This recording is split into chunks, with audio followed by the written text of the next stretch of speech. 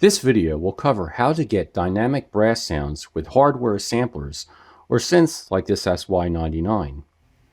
I recommend listening through headphones or good speakers. There's many videos on the web that cover the basics of orchestration, but it seems to me that there's a misconception that one can just load samples and play them from a keyboard and they will instantly sound great. But that's certainly not the case. In Arnold Schwarzenegger's new book, he wrote about the saxophone player John Coltrane, who had practiced a single note 5 hours just to get it right. That's how long it took to get many of the samples right for the new EMU library that was used for the introduction. To get the most out of a brass patch, you'll need to know how it was designed. The dynamics of the EMU brass came from using analog subtractive methods of synthesis. This is an SE1. It's like a mini Moog in a rack. The top set of envelopes are for the filter, and the bottom set are for the amplitude. The filter knob controls the cutoff for the high frequencies. I'll open it all the way, and you'll just hear the raw waveforms when I play.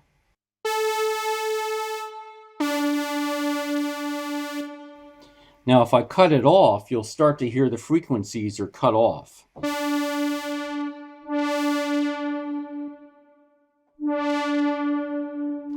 So that gives you a slower attack of the filter. And by here, I can change the filter envelope, make it faster.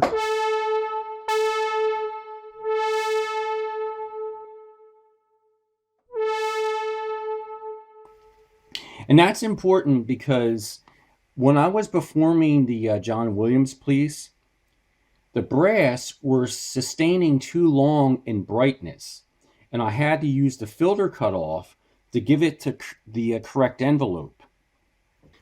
It doesn't matter if the signals are synth waveforms or a sampled sound. Of course, this will only be effective if there are high frequencies to cut off in the signal. For analog brass, the filter should have a slower attack than the amplitude or volume of the sound. This is an FM patch on the SY99. The methods of FM are the opposite of analog subtractive. You start off with a sine wave. I use modulators to add higher frequencies. If you want to learn how to program brass with FM, I covered that in a previous video, so there's a link in the description below. This is the trombones and French horns that I used for the introduction.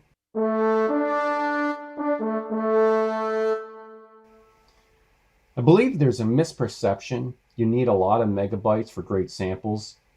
These machines can make more dynamic instruments than what I found from Vienna instruments. Some of the buttons on my Emulator 3 are not working, so I'll have to use my ESI 2000 for this demonstration. This is the dynamic French horn patch. Now listen what happens when I open the filter up.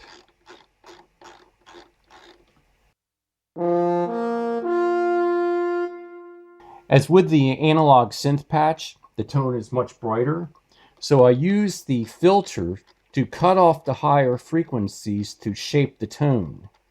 So now it becomes more mellow, but it responds to velocity as well. And plus, I had to shape the envelopes. The envelope allows for the amplitude to 12%, and then I have the filter attack to give it a slower attack. So if you made this faster, it would raise faster. So you want it slower.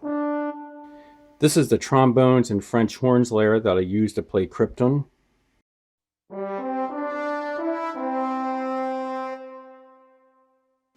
The horns and trombones layer is not one of the presents. I had to create a layer. So I'll show you how to do that. First you need to take the Gideon horns and then copy that to an empty present. And the first The primary set of samples of this are a sample, or a solo French horn.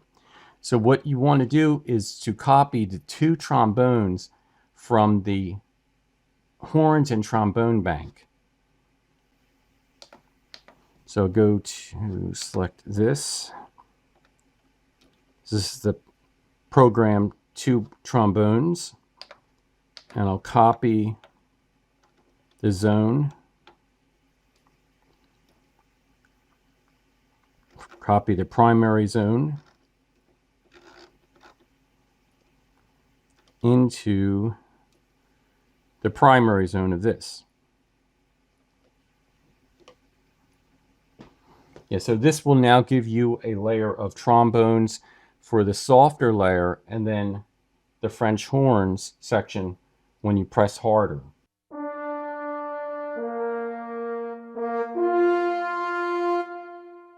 And you can alter the dynamics to have the first zone more sensitive.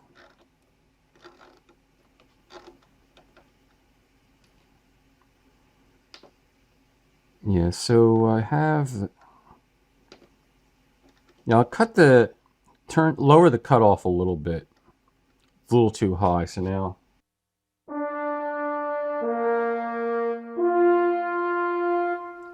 This is the legato trombones from Vienna Instruments. And I find it pitch bends the intonations of the pitches just to be ridiculous. Sounds like they've been hitting the sauce. And the other problem is there's two velocity layers, but the transition between those layers is just too abrupt. That's a soft. So the changes from those dynamics are too stark. Now with the new EMU library, you can have a great range of dynamics.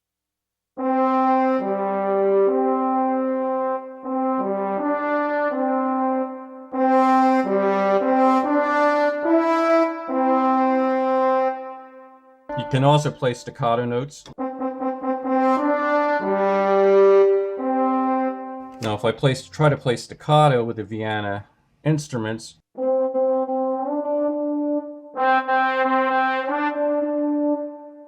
you can hear how the dynamics either switch between a soft layer and a bright layer.